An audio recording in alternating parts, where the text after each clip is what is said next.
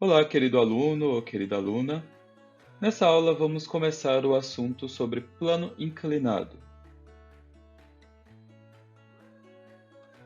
O plano inclinado consiste basicamente em uma superfície plana, rígida, com uma inclinação em relação à linha horizontal. Em uma outra definição, o plano inclinado é uma superfície cujos pontos de início e fim apresentam alturas diferentes. Um plano inclinado pode ser uma rampa ou uma ladeira, e é uma das máquinas simples clássicas, pois ela altera as forças aplicadas ao corpo. Para estudar as forças envolvidas no plano inclinado, vamos pensar sobre como você se move em uma ladeira ou rampa. Quando subimos uma ladeira, a força que você utiliza para subir é sempre maior que a força que você utiliza para descer. Isso porque, ao subir, a componente da força-peso na direção do movimento tem sentido contrário ao movimento. Isso faz com que a força que você usa para subir a ladeira seja maior para superar essa força que puxa o seu corpo ladeira abaixo. Já quando você desce, a componente da força-peso na direção do movimento tem o mesmo sentido do movimento, ou seja, essa componente Px agora estará a favor do movimento, facilitando o movimento de descida. A depender da inclinação da ladeira, essa componente Px terá maior valor e influência no movimento de descida. Vamos analisar cada situação na subida e na descida, mas vamos nos limitar nesse momento para corpos que deslizam em rampas. Para corpos que rolam ou caminham na ladeira, vamos estudar em outros momentos. Vamos pensar nessa situação em que um corpo está subindo uma rampa com a atuação de uma força aplicada a ele. O ângulo de inclinação terá uma influência no movimento da caixa. Lembrando que quanto maior essa inclinação, maior será a dificuldade para levar a caixa para o topo da rampa. As forças envolvidas na caixa serão a força normal entre o corpo e a superfície, que é perpendicular à superfície da rampa, a força aplicada na caixa no sentido do movimento, a força de atrito, que é uma força de resistência ao movimento nesse caso, e a força-peso, que será decomposta em duas componentes. Uma na direção do movimento, Px, e a outra perpendicular ao movimento, Py.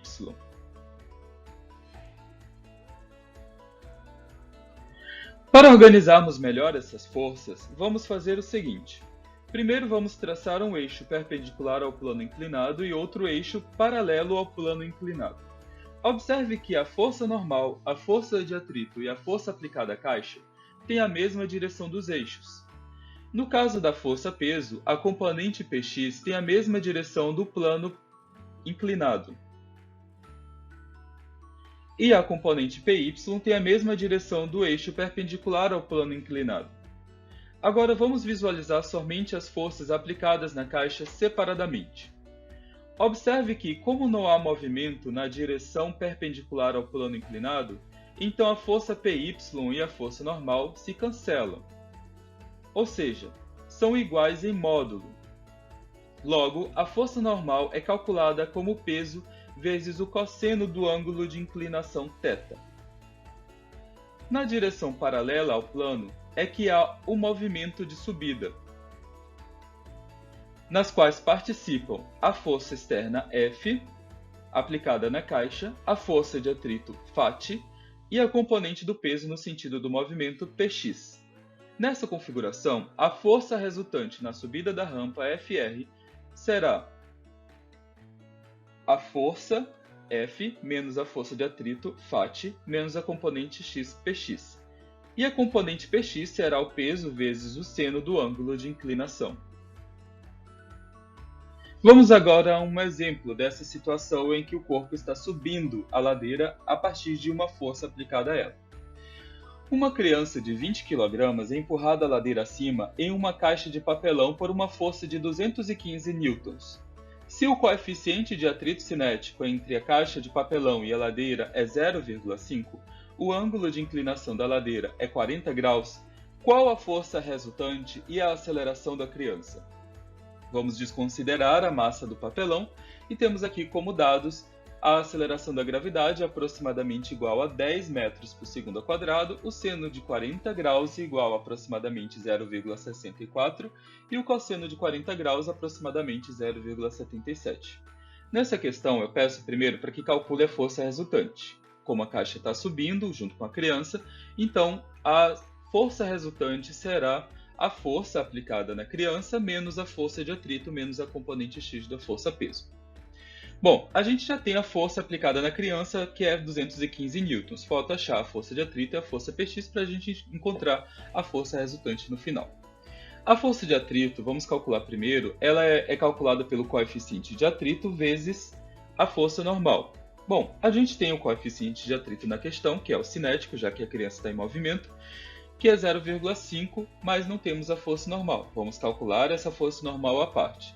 Sabemos que a força normal é igual ao componente y do peso, que é igual ao peso vezes o cosseno de θ. Então, a força normal é igual ao peso vezes o cosseno do ângulo de inclinação. Bom, a gente tem o cosseno do ângulo, mas a gente não tem a força-peso. Então, vamos calcular separadamente a força-peso lá no canto.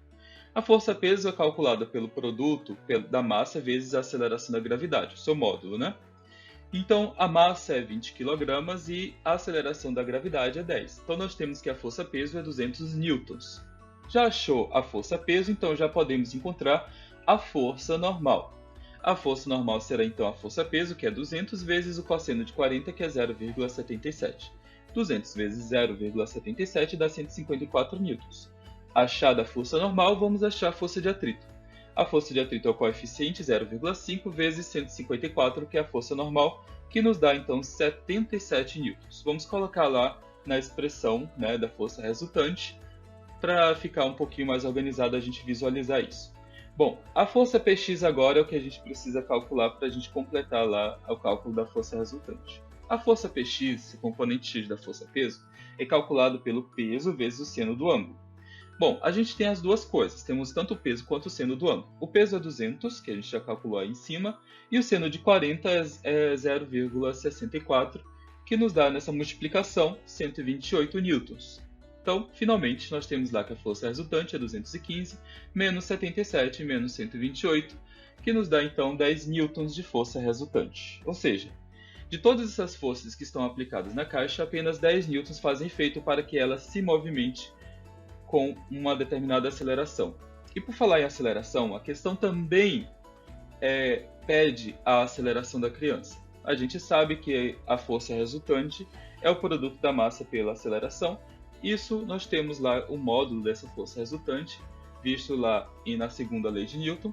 Nós temos a força resultante, que é 10, e temos a massa da criança, que é 20, e a aceleração, que a gente quer saber. A aceleração então vai ser 10 sobre 20, que nos dá então 0,5 metros por segundo ao quadrado. Agora vamos ver um caso em que o objeto desce livremente em um plano inclinado. As forças atuantes na caixa continuam sendo a força normal, a força de atrito e a força-peso.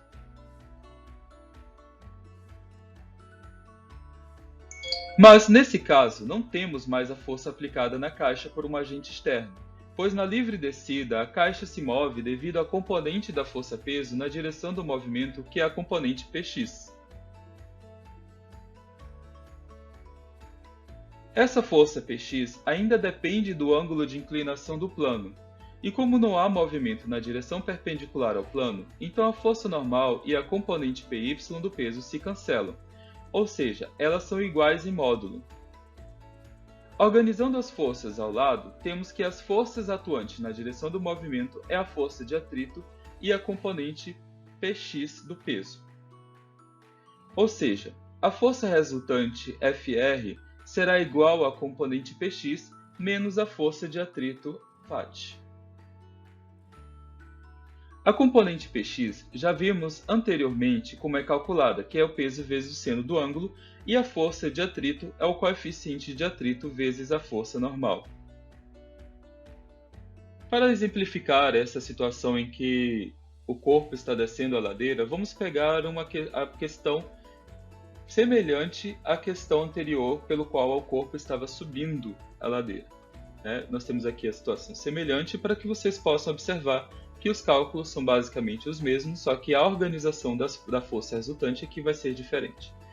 Bom, a situação é a seguinte: uma criança de 20 kg desce uma ladeira em uma caixa de papelão livremente. Se o coeficiente de atrito cinético entre a caixa de papelão e a ladeira é 0,5 e o ângulo de inclinação da ladeira é 40 graus, qual a força resultante e a aceleração da criança? Vamos desconsiderar a massa do papelão e vamos considerar que a aceleração da gravidade é igual a 10 metros por segundo ao quadrado, o seno de 40 graus igual a 0,64 e o cosseno de 40 graus igual a 0,77.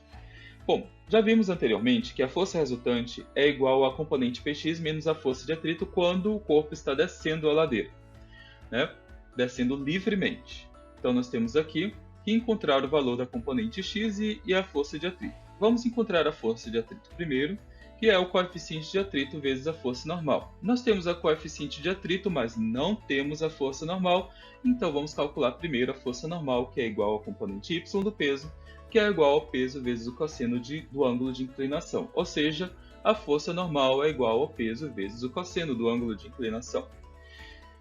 Bom, nós temos aqui o cosseno do ângulo, mas não temos o peso, então vamos calcular o peso aqui ao lado, mais uma vez. O peso é igual a 20 vezes 10, que é a aceleração da gravidade, 20 vezes 10 dá 200 newtons. Calculada a força-peso, nós podemos calcular a força normal. A força normal é o peso, que é 200, vezes o cosseno de 40, que é 0,77, que nos dá 154 newtons. Calculada a força normal, vamos calcular a força de atrito, que é 0,5 vezes 154, que é a força normal que a gente acabou de achar. 0,5 vezes 154 dá 77 newtons. Bom, então nós já temos o valor da força de atrito. Falta calcular a componente Px, que agora ela está a favor do movimento. Bom, a Px é igual ao peso vezes o seno do ângulo. Nós temos os dois, que é 200, que é o peso, e o seno de 40 graus, que é 0,64. Essa multiplicação nos dá 128 newtons. Então a força resultante vai ser 128 menos 77, que deu 51 newtons de força resultante. Então observe que nesse caso aqui a força resultante ela é um valor maior do que no caso anterior. Isso porque a componente Px era uma força que estava resistindo ao movimento de subida. Nesse caso, ela é a favor do movimento de descida, então nós temos aqui uma força resultante maior. Então, para encontrar o valor da aceleração, a gente utiliza a segunda lei de Newton. Já sabemos o valor da força resultante, que é 51, e a massa 20 kg. Fazendo lá o cálculo, 20 passa para debaixo do 51, fica 51 dividido por 20, que nos dá 2,55 metros por segundo ao quadrado. E por essa situação é somente isso. Um forte abraço e até a próxima aula.